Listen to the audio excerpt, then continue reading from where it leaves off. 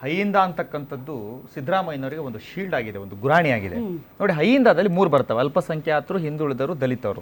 ನಾವು ದಲಿತರದೇ ತೆಗೆದುಕೊಳ್ಳೋಣ. ದಲಿತರದು ಇವ್ರ ಅಧಿಕಾರಕ್ಕೆ ಬಂದ ಮೇಲೆ 53,059 ST ಹಣವನ್ನು ದುರುಪಯೋಗ ಪಡಿಸ್ಕೊಂಡಿದ್ದಾರೆ. ಅಂದ್ರೆ ಅವರ ಗ್ಯಾರಂಟಿ ಯೋಜನೆಗಳಿಗೆ ಬಳಸ್ಕೊಂಡಿದ್ದಾರೆ. ಅಂದ್ರೆ ದಲಿತರ ಪರವಾಗಿ ಯಾವ ರೀತಿ ಇದ್ದಾರೆ ಅಂತಕ್ಕಂಥದ್ದನ್ನ ಅದನ್ನು ತುಲನೆ ಮಾಡಬೇಕಾಗತ್ತೆ. ಇನ್ನು ಅಲ್ಪಸಂಖ್ಯಾತರ ವಿಚಾರಕ್ಕೆ ಬರೋಣ ಮೇಡಮ್. ಅಲ್ಪಸಂಖ್ಯಾತರು ಇವತ್ತು ದಾವಣಗೆರೆಯಲ್ಲಿ 80,000 ವೋಟರ್ಸ್ ಇದ್ದಾರೆ. ಈಗ ನಾವು ಅಲ್ಪಸಂಖ್ಯಾತರ ಪರವಾಗಿ ಮಾತಾಡ್ತಾ ಇದ್ದಾರೆ ಬಿಜೆಪಿ ಅವರು ಅಂತ ಹೇಳ್ಬಾರ್ದು. ಯಾಕೆಂದ್ರೆ ಅಲ್ಪಸಂಖ್ಯಾತರು ನಮ್ಗೆ ವೋಟ್ ಕೊಡಲ್ಲ ಅಂತ ಕೊಡೋದು ಬಿಡೋದು ಅವ್ರಿಗೆ ಬಿಟ್ಟಿದ್ದು. ಹಂಗಂತೇಳಿ ನಾವು ಅಲ್ಪಸಂಖ್ಯಾತರು ಪರವಾಗಿಲ್ಲ ಅಂತ ಅಲ್ಲ. ಅದು ನರೇಂದ್ರ ಮೋದಿ ಅವರು ಯಾವ್ಯಾವ ಯೋಜನೆಗಳನ್ನ ಅಲ್ಪಸಂಖ್ಯಾತರು ಪರವಾಗಿ ಮಾಡಿದ್ದಾರೆ ಅಂತ ಇಡೀ ದೇಶ ನೋಡಿದೆ. ಆದ್ರೆ ಇವತ್ತು 80,000 ವೋಟರ್ಸ್ ಇರ್ತಕ್ಕಂಥವ್ರು ಟಿಕೆಟ್ ಕೇಳಿದ್ರು ಅಂತ ಒಂದು ಏಕೈಕ ಕಾರಣಕ್ಕೋಸ್ಕರ ಸಂಪೂರ್ಣವಾಗಿ ಇಡೀ ರಾಜ್ಯದಲ್ಲಿರ್ತಕ್ಕಂಥ ಅಲ್ಪಸಂಖ್ಯಾತ ಘಟಕವನ್ನೇ ನಿಷ್ಕ್ರಿಯಗೊಳಿಸ್ಬಿಟ್ರು. ಅಲ್ಲಿದ್ದಂತಹ ಜಬ್ಬರ್ನಾಗಿ ಡೆಮಾಲಿಷ್ ಮಾಡಾಕ್ಬಿಟ್ರು. ಇವತ್ತು ಒಂದು ತಾಲೂಕಿನಲ್ಲಿ ಅಲ್ಪಸಂಖ್ಯಾತ ಘಟಕನೇ ಇಲ್ಲ ಈ ಮಟ್ಟಕ್ಕೆ. ಮತ್ತೆ ಯಾರ್ಯಾರು ಪ್ರಶ್ನೆ ಮಾಡ್ತಾರೋ ಅವ್ರಿಗೆಲ್ಲ ರಾತ್ರೋರಾತ್ರಿ ನೋಟಿಸ್ ಹೋಗಿದೆ, ರಾತ್ರೋರಾತ್ರಿ ನೀವು ರಾಜೀನಾಮೆ ಕೊಡಬೇಕು ಅಂತೇಳಿ ಅವ್ರನ್ನ ಕಿತ್ತಾಕಿದ್ದಾರೆ. ಈ ರೀತಿ ದಮನಕಾರಿ ನೀತಿಯನ್ನು ಮಾಡ್ತಿದ್ದಾರೆ. ಮತ್ತೊಂದು ಮೇಡಮ್, ಜಮೀರ್ ಅಹಮದ್ ರವರು ಅಲ್ಪಸಂಖ್ಯಾತ ಒಂದು ವಿಚಾರದಲ್ಲಿ ಒಂದು ಪ್ರಶ್ನಾತೀತ ನಾಯಕರು. ಆದರೆ ಜಮೀರ್ ಅಹಮದ್ ಅವ್ರನ್ನ ನಡೆಸ್ಕೊಂಡಂಥ ರೀತಿ, SS ಮಲ್ಲಿಕಾರ್ಜುನ್ ಅವರು ಮಾತಾಡಿದಂಥ ರೀತಿ, ಅವನು ಯಾರು ಇಲ್ಲಿ ಬಂದು ಕೇಳಕ್ಕೆ ಅಂತ ಹೇಳಿದಂಥ ರೀತಿ, ಅಲ್ಲಿದ್ದಂಥ ಅಲ್ಪಸಂಖ್ಯಾತರಿಗೆ ಅದು ನೋವಾಗಿರ್ಬೋದು. ಮೇಡಮ್, ಮತ್ತೊಂದು ಹಿಂದುಳಿದ ವರ್ಗಕ್ಕೆ ಬರೋಣ ಮೇಡಮ್. ಹಿಂದುಳಿದ ವರ್ಗಕ್ಕೆ ಇವತ್ತು ನೋಡಿ ಯಾವ್ಯಾವ ರೀತಿ ಇವ್ರು ಮೋಸ ಮಾಡಿದ್ರು ಅಂತ ಹೇಳಿ ಇವರು ಜಾತಿ ಗಣತಿ ಮಾಡ್ತೀವಿ ಅಂತ ಹೇಳಿದ್ರು. ಜಾತಿ ಗಣತಿಯನ್ನ ಮಾಡಿದ್ದು ಆಯ್ತು, ಸ್ಟಿಕ್ಕರ್ ಅಂಟಿಸಿದ್ದಾಯ್ತು, ಮನೆ ತಗ ಬಂದಿದ್ದಾಯ್ತು, ಎಲ್ಲ ಆಯ್ತು. ಇದುವರೆಗೂ ಜಾತಿ ಗಣತಿದ ವಿಚಾರನೇ ಇಲ್ಲ. ನೀವೇನ್ ತರಕ್ ಬಿಟ್ರೆ ತಾನೇ ಸರಿ ಇಲ್ಲ, ಅವೈಜ್ಞಾನಿಕವಾಗಿಲ್ಲ, ಪಾರದರ್ಶಕವಾಗಿಲ್ಲ, ನಮ್ ಜಾತಿಗಳಿಗೆ ಅನ್ಯಾಯ ಆಗಿದೆ ಅಂತ ಹಿಂಬಳಗಾದ್ರೆ ಬೊಬ್ಬೆ ಹೊಡೆದಿದ್ ಯಾವಾಗ? ಬೊಬ್ಬೆ ಹೊಡೆದಿದ್ ಯಾವಾಗ?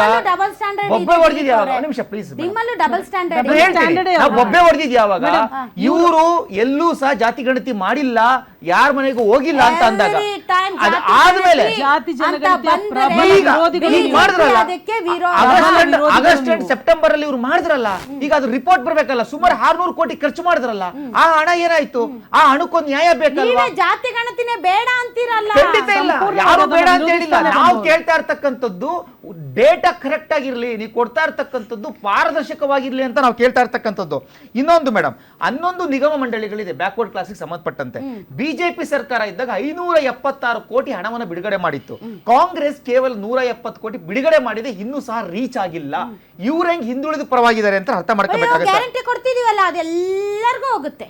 ಇವ್ರ ಗ್ಯಾರಂಟಿ ಅನೌನ್ಸ್ ಮಾಡ್ಬೇಕಾದ್ರೆ ಇವ್ರು ಹೇಳ್ಬೇಕಾಗಿತ್ತು, ಇವೆಲ್ಲ ನಾವು ನಿಲ್ಸ್ಬಿಡ್ತೀವಿ, ಬರೀ ಗ್ಯಾರಂಟಿಯನ್ನೇ ಕೊಡ್ತೀವಿ ಅಂತ. ಗ್ಯಾರಂಟಿದೇ ಮಾತಾಡ್ಬಿಡೋಣ ಮೇಡಮ್. ಇವ್ರು ಸಾಲ ಮಾಡಿರ್ತಕ್ಕಂಥದ್ದು 1,30,30,000 ಕೋಟಿ. ಇವ್ರು ಗ್ಯಾರಂಟಿ ಕೊಡ್ತಾ ಇರ್ತಕ್ಕಂಥದ್ದು ಕೇವಲ 52,000 ಕೋಟಿ. ಇವ್ರು ಸಾಲ ಮಾಡೋದು ಗ್ಯಾರಂಟಿ ಕೊಡ್ಬೇಕಲ್ಲ, ಮಿಕ್ಕಿದ ಹಣ ಏನಾಯ್ತು? ಏನ್ ಮಾಡಿದ್ರು? ಎಲ್ಲಿ ಸೋರಿಕೆ ಆಯ್ತು? ಒಂದು ರಾಜ್ಯ ಸರ್ಕಾರ ಅಂದ್ರೆ ಬರೀ ಗ್ಯಾರಂಟಿಗಳಿಗೆ ಮಾತ್ರ ಖರ್ಚು ಮಾಡ್ತಾರೆ ಹಣ ಅನ್ಕೊಂಡಿದ್ದೀರಾ? ಈಗ ನೋಡಿ, ಈಗ ಇದೇ ಬೊಮ್ಮಾಯಿಯವರಿದ್ದಾಗ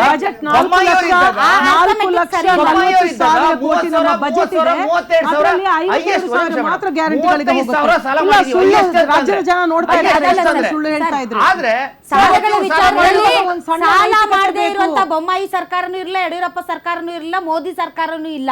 ಒಂದು ನಿಮಿಷ, ಸಾಲದ ಮಿತಿ ಮತ್ತು ಆ ವಿತ್ತೀಯ ಕೊರತೆ ಇದೆಲ್ಲವನ್ನ ದೃಷ್ಟಿಯಲ್ಲಿಟ್ಕೊಂಡು ಯಾವ ಮಿತಿಯನ್ನು ದಾಟಿ ಹೋಗಬಾರ್ದು, ಆ ಮಿತಿ ಒಳಗಡೆ ಕರ್ನಾಟಕ ಸರ್ಕಾರ ಇದೆ. ಒಂದ್ ನಿಮಿಷ, ಬಟ್ ನೀವು ಹೇಳಿದ ಪಾಯಿಂಟ್ ಯಾವುದು ಗೊತ್ತಾ? ದಲಿತರ ವಿಚಾರದಲ್ಲಿ ದಲಿತರಿಗಂತಾನೆ ಮೀಸಲಿಟ್ಟಂತಹ ಹಣವನ್ನ ನೀವು ಗ್ಯಾರಂಟಿಗಳಿಗೆ ಯೂಸ್ ಮಾಡಿಕೊಂಡು, ಸೊ ಗ್ಯಾರಂಟಿಗಳಲ್ಲಿ ದಲಿತರು ಕೂಡ ಅದ್ರ ಉಪಯೋಗ ಪಡ್ಕೊಳ್ತಾರೆ ಅನ್ನೋ ತೇಪೆ ಹಚ್ಚೋದಿದೆಯಲ್ಲ, ಹಾಗಿದ್ದಲ್ಲಿ ನೀವು ಇದಕ್ಕೆ ದಲಿತರಿಗೆ ಅಂತ ಯಾಕೆ ಸಪರೇಟ್ ಹಣ ಇಡ್ತೀರಿ?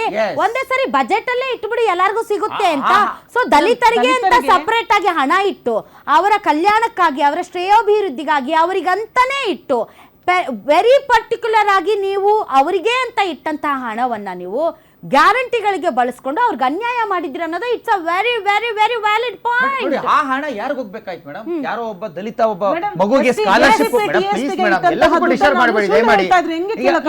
ನಿಜ ಏನ್ ಹೇಳಿ ಮೇಡಮ್, SCPT SP ಗಿಟ್ಟ ದುಡ್ಡು ಇದೆಯಲ್ಲ 24.1% ಏನಿದೆಯಲ್ಲ, ಕರ್ನಾಟಕದಲ್ಲಿ ವಿಶಿಷ್ಟವಾದಂತ ಒಂದು ದಲಿತರಿಗೋಸ್ಕರ ಅದು 100% ಮಾಡಬೇಕಾಗಿರುವಂತದ್ದು ಮಾಡಿದೀವಿ. ಅದರಲ್ಲಿ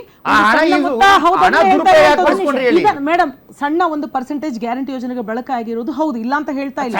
1 ಕೋಟಿ 30 ಸಣ್ಣ ಲಕ್ಷ, 53 ಕೋಟಿ. 1,30,30,30 ಲಕ್ಷ BPL ಕಾರ್ಡ್ಗಳಿದ್ದಾವೆ, ಅದರಲ್ಲಿ 27 ಲಕ್ಷ ದಲಿತರ ಕಾರ್ಡ್ಗಳಿದ್ದಾವೆ. ಸೊ ಸಣ್ಣ ಒಂದು ಅಮೌಂಟ್ ಅದಕ್ಕೆ ಹೋಗುತ್ತೆ ನಿಜ.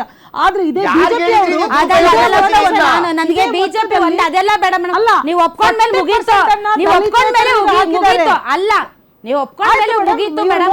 ಈಗ ದಲಿತರಿಗೆ ಅಂತ ಯೋಜನೆ ತರಕ್ಕೆ ಹೇಳಿ, ಅದು ಬೇರೆ ವಿಚಾರ, ಅದು ಬೇರೆ ವಿಚಾರ. ಜಾರಿಗೆ ತಗೊಂಡ್ಬಂದವರು ದಿಲೀಪ್ ಅವರೇ,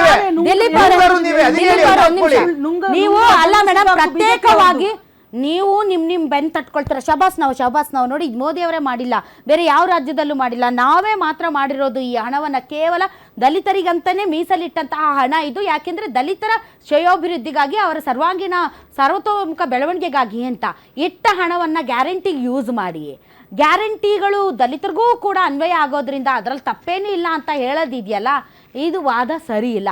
ನೀವು ಬಳಸ್ಕೊಂಡಿದ್ದೀರಾ, ನಿಮ್ಮ ಹತ್ರ ಕೊರತೆ ಇದೆ, ಆಯಿತು ಬಳಸ್ಕೊಂಡ್ರಿ. ಕಳೆದ ಆರ್ಥಿಕ ವರ್ಷದಲ್ಲಿ, ಈ ಆರ್ಥಿಕ ವರ್ಷದಲ್ಲಿ ಬಳಸ್ಕೊಂಡಿರೋ ಹಣನೂ ಸೇರಿಸಿದಂತೆ ಹೊಸ ವರ್ಷದಲ್ಲಿ ನೀವು ಬಜೆಟಲ್ಲಿ ಇನ್ನೂ ಹೆಚ್ಚು ಅಲೋಕೇಟ್ ಮಾಡಬೇಕಾಗಿತ್ತು ತಾನೆ. ಹಳೆ ಹಣ ತೋರಿಸಲೇ ಇಲ್ಲ ನೀವು, ಹಳೆ ಹಣ ಆ್ಯಡ್ ಮಾಡಲೇ ಇಲ್ಲ ನೀವು. ಸೊ ಅದು ನೀವು ಮಾಡುವಂತಹ ಮೋಸ. ನಾಗೇಂದ್ರ ಬಾಬು ಅವರು ಹೇಳಿ. ಅಹಿಂದ ನೋಡಿ, ಯಾವ ಒಂದು ಅಹಿಂದದಲ್ಲಿರ್ತಕ್ಕಂಥ 3 ವರ್ಗಗಳದ್ದು ನಿಮ್ ಅಲ್ಪಸಂಖ್ಯಾತರಾಗಿರ್ಬೋದು, ಜೊತೆ ಇದ್ದಾರಾ? ಖಂಡಿತ ಇದ್ದಾರೆ. ಇವತ್ತು ನಾವು ಜಾತ್ಯತೀತ ಜನತಾದಳ ತನ್ನ ಸಿದ್ಧಾಂತಗಳಲ್ಲಿ ಯಾವ ಒಂದು ಜಾತ್ಯತೀತ ನಿಲುವುಗಳನ್ನು ಶ್ರೀಮಾನ್ ದೇವೇಗೌಡರು ಇಟ್ಕೊಂಡಿದ್ರು, ಅವರು ಅಹಿಂದ ವರ್ಗಗಳ ಜೊತೆಲೇ ಇರ್ತಕ್ಕಂಥದ್ದು. ನೋಡಿ ಮೇಡಮ್, ಕೆಲವು ಸಂದರ್ಭದಲ್ಲಿ ರಾಜಕಾರಣದ ಬೆಳವಣಿಗೆಗಳು, ನಾವು ಇವತ್ತಿನವರೆಗೂ ನೀವು ಒಂದು ಮಾತನ್ನು ಸ್ಪಷ್ಟವಾಗಿ ಹೇಳಿ, ಎಲ್ಲಾದರೂ ಆ ವರ್ಗಗಳಿಗೆ ನಾವೆಲ್ಲಾದರೂ ಅನ್ಯಾಯ ಮಾಡಿರ್ತಕ್ಕಂಥ ಒಂದು ಸಣ್ಣ ಉದಾಹರಣೆ ಹೇಳ್ತೀನಿ. ಪಾರ್ಲಿಮೆಂಟಲ್ಲಿ 94ನೇ ವಯಸ್ಸಲ್ಲೂ ಕೂಡ ಶ್ರೀಮಾನ್ ದೇವೇಗೌಡರು ಕಾಡುಗೊಲ್ಲರ ವಿಚಾರದ ಬಗ್ಗೆ ಮಾತಾಡ್ತಾರೆ, ಅತಿ ಸೂಕ್ಷ್ಮವಂತ ಜಾತಿಗಳ ಬಗ್ಗೆ ಕೂಡ ಮಾತಾಡ್ತಾರೆ. ಸಮಾಜದಲ್ಲಿ ಅವರು ಕೂಡ ಮುನ್ನೆಲೆಗೆ ಬರಬೇಕು ಅಂತಕ್ಕಂಥದ್ದು. ಆ ಒಂದು ಸಮಾಜಗಳು ಆರ್ಥಿಕವಾಗಿ, ಶೈಕ್ಷಣಿಕವಾಗಿ ಮತ್ತು ಸಾಮಾಜಿಕವಾಗಿ ಮುಂದೆ ಬರಬೇಕು ಅಂತಕ್ಕಂಥದ್ದು ಇದರ ಮೂಲ ಉದ್ದೇಶ. ಕೆಲವು ಪಕ್ಷಗಳು ಇವತ್ತು ತಾವೇನು ಕೆಲವು ಪಕ್ಷಗಳ ವ್ಯಕ್ತಿಗಳ ವಿಚಾರಗಳನ್ನು ಹೇಳಿದ್ರಿ, ಆ ಒಂದು ವರ್ಗಗಳ ಸಬಲೀಕರಣ ಮಾಡೋದನ್ನು ಬಿಟ್ಟು ಆ ವರ್ಗಗಳನ್ನು ಯಾವ ಸಂದರ್ಭದಲ್ಲಿ ಅವರ ಅಧಿಕಾರಕ್ಕೆ ಏನಾದರೂ ಕುತ್ತು ಬಂದಂಥ ಸಂದರ್ಭದಲ್ಲಿ ಆಗಿರ್ಬೋದು, ಅಥವಾ ಅವ್ರ ವಿರುದ್ಧವಾಗಿ ಯಾರಾದರೂ ಮಾತಾಡದಂಥ ಸಂದರ್ಭದಲ್ಲಿ JDS ಅಲ್ಲಿ ಇರ್ತಕ್ಕಂಥ ಯಾವ ಒಂದು ಅಹಿಂದ ವರ್ಗದ ನಾಯಕರು ಅವತ್ತು ಬ್ಲ್ಯಾಕ್ ಮೇಲ್ ಮಾಡಿದ್ದು ಈ ವಿಷಯಕ್ಕೇನೆ. ಯಾರು ಶ್ರೀಮಾನ್ ಈಗಿನ ಮುಖ್ಯಮಂತ್ರಿಗಳು ಸನ್ಮಾನ್ಯ ಸಿದ್ದರಾಮಯ್ಯನವರು ಅವತ್ತು ನಮಗೆ ಯಾವ ಸ್ಥಾನಮಾನ ಬೇಕು ಅಂತಕ್ಕಂಥದಕ್ಕೆ ಒಂದೇ ಒಂದು ಮಾತುಗೋಸ್ಕರ ಅಹಿಂದ ಆಗ್ಲಿಲ್ಲ ಅಂತಾನೆ ಅಹಿಂದ ಸಮಾವೇಶ ಮಾಡಿ ಅಹಿಂದ ಕಾರ್ಡ್ ಪ್ಲೇ ಮಾಡಿದ್ರು. ಇವತ್ತು ಕೂಡ ಅದೇ ಕಾರ್ಡ್ ಪ್ಲೇ ಮಾಡ್ತಾ ಇರ್ತಕ್ಕಂಥದ್ದು.